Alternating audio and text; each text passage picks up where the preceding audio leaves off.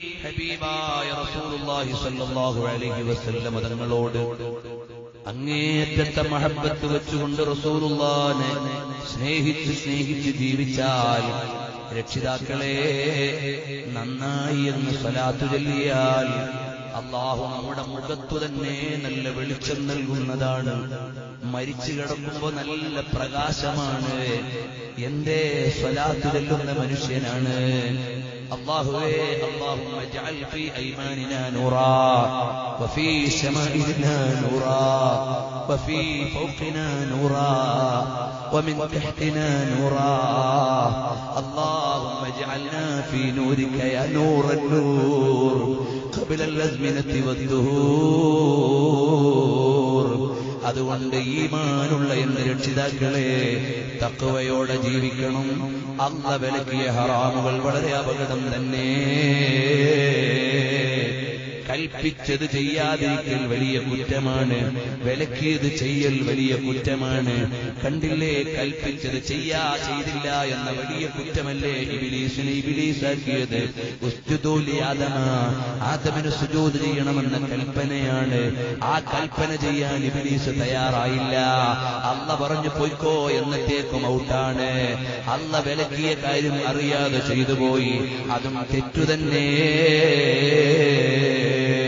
അതുകൊണ്ട് ഞാനിവിടെ എന്റെ ഇത്രയും സമയം ചെലവഴിച്ചത് എന്തെങ്കിലും ഒരു ലോകവർത്തമാനം പറഞ്ഞു പോകാനല്ല, അല്പസമയം ഇവിടെ ചെലവഴിക്കാനല്ല. എനിക്ക് എന്റെ നേതാവായ റസൂലുള്ളാഹിന്റെ പടിവാതിൽക്കൽ ചെല്ലുമ്പോ അവിടുത്തേക്ക് ഒരു കാണിക്കയായി വെക്കാനാണ്. അല്ലാഹുവേ, ഞങ്ങളുടെ മജ്‌ലിസെല്ലാം അങ്ങനെ ആക്കി തരണം റഹ്മാനേ. ഈ ജീവിതം വലിയൊരു നീണ്ട ജീവിതമാകണമെന്നൊന്നും ആഗ്രഹമില്ല. പക്ഷേ മരിക്കുന്ന സമയത്തെ ഹബീബിനെ കണ്ടുകൊണ്ട് മരിക്കണം. എടാ മോനെ, ഇപ്പൊ നീ മരിച്ചാലേ റസൂലുള്ളാഹിനെ കണ്ടു മരിക്കാൻ പറ്റൂ.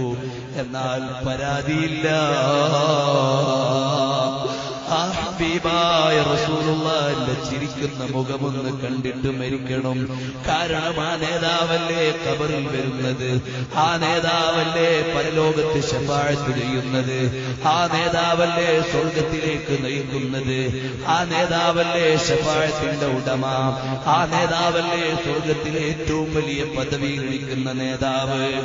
ആ നേതാവായ നബി സല്ലല്ലാഹു അലൈഹി വസല്ലം തങ്ങൾ സ്വർഗത്തിൽ ഇരിക്കുമ്പോ അവിടുത്തെ കാല് വെക്കുന്ന സ്ഥലത്തൊരു ചവിട്ടിയുണ്ടെങ്കിൽ, അതിന്റെ അടിയിലെങ്ങാനും ഒരു മനുഷ്യനെ അടങ്ങ് നൽകുന്നുണ്ടെങ്കിൽ, റബ്ബേ ഞങ്ങൾക്കത് നൽകണം റഹ്മാനേ. ഞങ്ങൾക്കതുപോലെ വേറെ ഒരു പദവി കിട്ടാനില്ല. അല്ലാഹുവിന്റെ ഹബീബിനോടുള്ള ഇഷ്ക് ഞങ്ങളുടെ ഖൽബിൽ നൽകണം റഹ്മാനേ. ഞാനിവിടെ ഇത്രയും നേരം പറഞ്ഞൊരു വിഷയം പറഞ്ഞിട്ട് പോകാനല്ല, ഞാൻ നന്നാകാനാണ്. എന്റെ ഖൽബൊന്ന് വൃത്തിയായി കിട്ടാനാണ്. എനിക്ക് റസൂലുള്ളാഹിനോടുള്ള മഹബത്ത് കൂടാനാണ്. 5 നേരത്തെ നിസ്കാരത്തിൽ ഒരു വീഴ്ചയും വരുത്താൻ പാടില്ല. അത് ഹബീബായ നബി തങ്ങൾക്ക് ഇഷ്ടമുള്ളതല്ല. മരിച്ചാൽ ശിക്ഷ കിട്ടുന്ന കാര്യമാണ്. നിസ്കാരത്തിൽ ഒരു വീഴ്ചയും വരുത്താൻ പാടില്ല. വൃത്തികെട്ട സിനിമ കണ്ടിട്ട് കണ്ണ് കേടുവരുത്തല്ലേ. റസൂലുള്ളാഹിനെ കാണണ്ടേ മോനെ, ഹബീബായ നബി തങ്ങളെ കാണണ്ടേ കൂട്ടുകാരാ. ഹബീബിലേക്കൊന്ന് ലയിക്കണ്ടേ മോനെ. TV കണ്ടില്ലെങ്കിൽ ജനറൽ നോളജ് ഉണ്ടാവൂല എന്നൊരു തെറ്റായ ധാരണയുണ്ട്. അതൊരു തെറ്റിദ്ധാരണ തന്നെയാണ്. അല്ലെങ്കിലും ഉണ്ടാകാം. ഞങ്ങളുടെ ആരുടെയും വീടുകളിൽ അല്ലാഹുവിന്റെ തൗഫീഖ് കൊണ്ട് ആ സാധനമില്ല. ഞങ്ങളുടെ ഒക്കെ മക്കൾ നടക്കുന്ന മത്സര പരീക്ഷകളിലൊക്കെ നല്ല വിജയം നേടുന്നവരാണ്. അവര് പത്രദ്വാര വിജ്ഞാനം നേടുന്നവരാണ്. സ്കൂളിൽ പഠിക്കുന്നത് മര്യാദക്ക് പഠിക്കുന്നവരാണ്. അല്ലാഹുവേ, ഞങ്ങളുടെ മക്കളെ മുഴുവനും നീ നല്ല ബുദ്ധിയുള്ളവരാക്കണം റഹ്മാനേ. സ്വാലിഹീങ്ങളാക്കണം റഹ്മാനേ. ഞങ്ങളുടെ പരമ്പര ഖിയാമത്ത് നാൾ വരെ സുന്നത്ത് ജമാഅത്തിന്റെ വലിയ അടിയുറച്ച അലിമീങ്ങളും മുത്തഖീങ്ങളുമാക്കണേ റഹ്മാനേ. അതുകൊണ്ട് അത്തരം സിനിമകൾക്ക് അഡിക്റ്റ് ആയിക്കൂടാ. വൃത്തികെട്ട കാഴ്ചകൾ കണ്ട് കണ്ണ് കേടുവരുത്തിക്കൂടാ. മൊബൈലിൽ എത്രയൊക്കെയോ വൃത്തികെട്ട ചിപ്പുകളില്ലേ ചെറുപ്പക്കാരാ. റസൂലുള്ളാഹിനെ കാണണ്ടേ മോനെ, റസൂലുള്ളാഹിന്റെ കൈയൊന്ന് പിടിക്കണ്ടേ മോനെ. ഹബീബിന്റെ കയ്യിൽ നിന്ന് ഹൗദുൽ കൗസർ ഒന്ന് വാങ്ങണ്ടേ മോനെ? എന്നാൽ ആ കയ്യിലുള്ള മൊബൈലിൽ നിന്ന് സിനിമയുടെ ക്ലിപ്പൊക്കെ ഒന്ന് ഡിലീറ്റ് ചെയ്ത് കളയൂ മോനെ. അതിൽ ഖുർആൻ വരട്ടെ, റസൂലുള്ളാഹിന്റെ മദ്ഹ് വരട്ടെ. ഒഴിവുള്ള സമയത്ത് നിനക്ക് ബോറടിക്കുന്നുണ്ടെങ്കിൽ അത് നല്ല റസൂലുള്ളാഹിന്റെ മദ്ഹ് ബുർദയൊന്ന് കേൾക്കുമോനെ. ഹബീബായ നബി തങ്ങളുടെ മദ്ഹ് എത്ര രസത്തിൽ പാടുന്ന നല്ല നല്ല ബൈത്തുകളില്ലേ, അത് കേട്ടുകൊണ്ടിരിക്കൂ മോനെ. ഖുർആൻ ഒന്ന് കേട്ട് രസിക്കൂ മോനെ. അത് രസിക്കാനുള്ളതാണ്, ചിന്തിക്കാനുള്ളതാണ്. ഖുർആനിനോട് എന്നെയും നിങ്ങളുടെയും ഖൽബൊന്ന് ലയിക്കണം. ഖുർആൻ പാരായണം ചെയ്യുന്ന രാപ്പകലുകൾ നമുക്കുണ്ടാകണം. ഖുർആൻ ഖത്മാക്കുന്ന വിധത്തിൽ നമ്മുടെ ജീവിതങ്ങൾ ചിട്ടപ്പെടുത്തണം. എന്റെ പ്രിയപ്പെട്ട പെങ്ങന്മാരെ, വഞ്ചിക്കപ്പെടല്ലേ. ശരീരത്തിൽ മറയ്ക്കാൻ അള്ള പറഞ്ഞത് തുറന്നിട്ട് നടക്കല്ലേ മോളെ. റസൂലുള്ളാഹി സ്വല്ലല്ലാഹു അലൈഹി വസല്ലം തങ്ങളുടെ പേരിൽ നന്നായി ഒന്ന് സ്വലാത്ത് ചൊല്ല് മോളെ. ഔറത്ത് മറച്ച മാന്യമായി ജീവിക്കും മോളെ. രാത്രി കിടക്കുമ്പോൾ റസൂലുള്ളാഹിനെ കാണാം. ഞാൻ ഇങ്ങോട്ട് വരുമ്പോഴും അതാ കണ്ണൂർ ജില്ലയിൽ നിന്നൊരു സഹോദരി വിളിക്കുന്നു. റസൂലുള്ളാഹിനോടുള്ള മഹബത്ത് കൊണ്ട് കിട്ടിയ സന്തോഷം അറിയിക്കാനാണ് ഈ മജ്‌ലിസിൽ വെച്ച് ദുആ ഇറക്കണമെന്ന് അവരെന്നോട് പറഞ്ഞിട്ടുണ്ട്. അല്ലാഹുവേ, ഞങ്ങളെയും അവരെയും നിന്റെ ഹബീബിന്റെ യഥാർത്ഥ മുഹിബ്ബീങ്ങളിൽ പെടുത്തണം റഹ്മാനേ. അതുപോലെ അതാ കുറച്ചു ദിവസം മുമ്പ് അൽ ഐനിൽ നിന്നൊരു ചെറുപ്പക്കാരൻ വിളിക്കുന്നു. എന്തേ സ്വലാത്ത് ദായിമാക്കിയിട്ട് അതാ ഉദുവോടുകൂടി കിടക്കുമ്പോ തഹജ്ജുദിന്റെ സമയത്ത് എഴുന്നേൽക്കുന്നതിന് മുമ്പ് റസൂലുള്ളാഹിനെ കണ്ട സന്തോഷം പറയാനാണ്. അങ്ങനെ എത്രയോ ആളുകളാണ് റബ്ബേ. ഞങ്ങള് മോശക്കാരാണെങ്കിലും റസൂലുള്ളാഹിനെ കണ്ടുകൊണ്ട് ജീവിക്കുന്നവരുണ്ട്. മദീനത്ത് ചെന്നിട്ട് സലാം പറയുമ്പോ സലാം മടക്കുന്നത് കേട്ടവരുണ്ട്. അതാ ഇമാം അഹ്മദ് റളിയല്ലാഹു ബറേൽവി തങ്ങളാരാണ്. 1000 ചില്ലാന കിതാബ് എഴുതിയ മഹാനാണ്. ഡൽഹിയിൽ നിന്ന് ബറേലിയിലേക്ക് പ്രത്യേകമായ ട്രെയിനുണ്ട്. ആ ട്രെയിനിന്റെ പേര് തന്നെ അഅ്ലാ ഹസ്റത്ത് എക്സ്പ്രസ് എന്നാണ്. അത് മഹാന്റെ പേരിലാണ്.